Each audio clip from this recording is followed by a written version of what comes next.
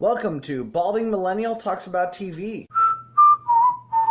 The rise and fall of television ratings. Must-see TV was a big deal, right? If you were like me in the 90s, you weren't allowed to watch Friends because it was an adult show, but you knew everything about it anyway. I knew all the characters, I knew the humor, I'd seen the episodes because I would sneak upstairs at 8 o'clock to watch it on my parents' bedroom TV, and there of course were reruns to watch. At school, everyone would be talking about the newest drama between Ross and Rachel, and that was the same for a lot of shows that aired on Thursday night. I never watched Seinfeld, Cheers, or Will and Grace, but I knew about them and I thought Karen was ridiculous, and Jack was a stereotype, and Kramer had to be verifiably insane.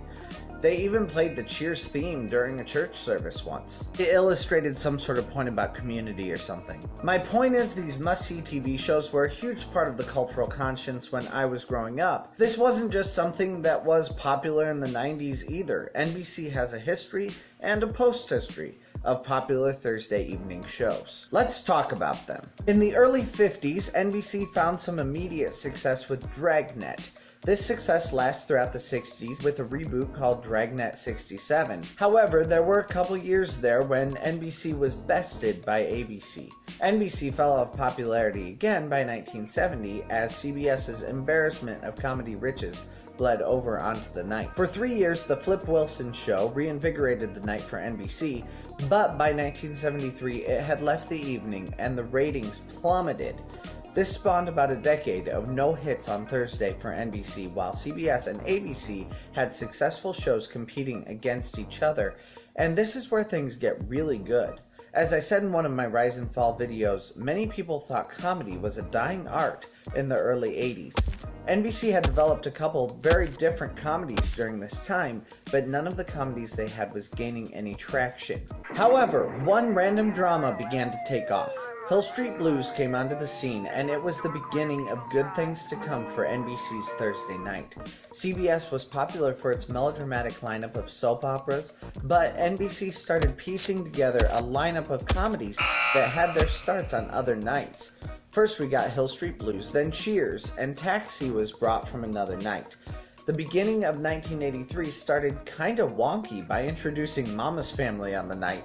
As much as I love Vicki Lawrence, Mama's Family did not belong next to Cheers. However, by the end of that season, NBC had put together every show that would make up its initial legendary Thursday night comedy lineup. Family Ties, Cheers, and Night Court were all next to each other. The only thing they needed was the show. The one show to rule them all. The one show to bind them in ratings glory. Enter The Cosby Show. The Cosby Show tied this night together, and it brought ratings to these other critically acclaimed shows, making a slash right through CBS's already highly rated lineup. And this successful lineup did not change for 4 seasons. It didn't need to. By 1986, this evening held the number 1, 2, 3, and 7 spots on network television.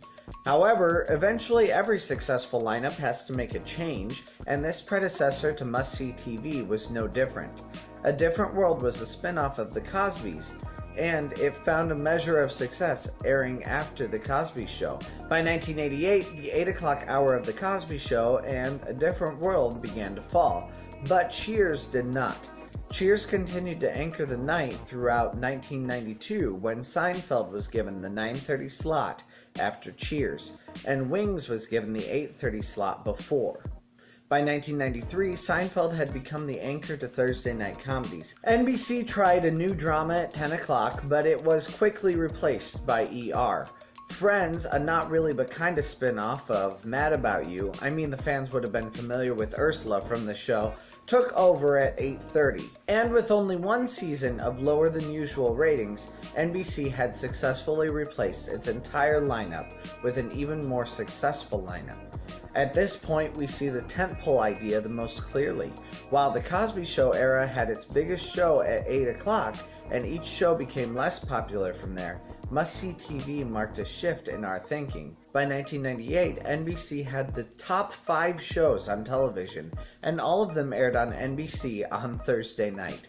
But 1997 had been the last year Seinfeld had anchored the lineup. Frasier was obviously pretty successful as an anchor in 1998, Will and Grace had been nurtured by the network in cushier time slots where expectations were lower, and was now brought to NBC Thursday at 9 o'clock to anchor the night. It did well, but it was similar to what Frasier did, and none of these shows was looking to be a great replacement for Friends. Must-see TV was beginning to crumble. Of course, this didn't happen in a vacuum. 2000 was both Survivor and CSI's first season. In 2002, NBC tried something new at 8:30. This year, they finally branched into single-cam comedies with Scrubs, and this changed NBC comedy for a long time. And to add insult to injury, in 2003, Friends' final season, NBC decided to add The Apprentice to its prestigious comedy lineup. This was a break in tradition for NBC, and it was a fall in brand recognition. It was also Friends' final season, and with no comedies to take its place, NBC was headed for a dive.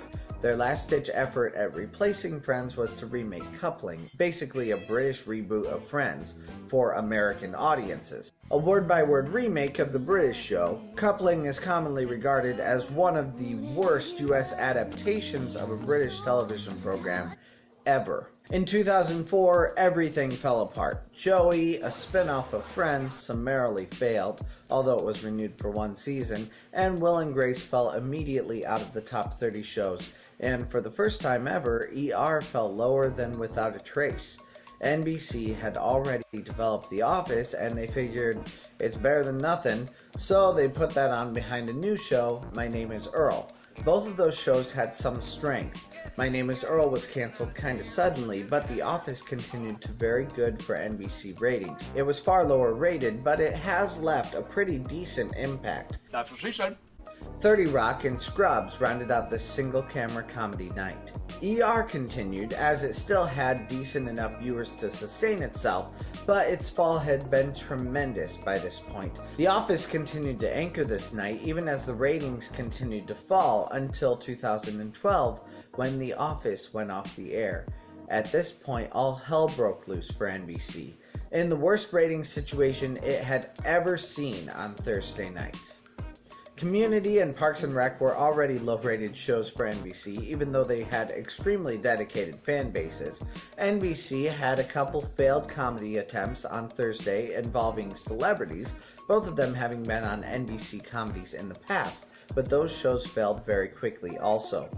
This failure caused NBC to go away from comedy on Thursday altogether, and NBC added The Blacklist to anchor its all-new drama evening instead.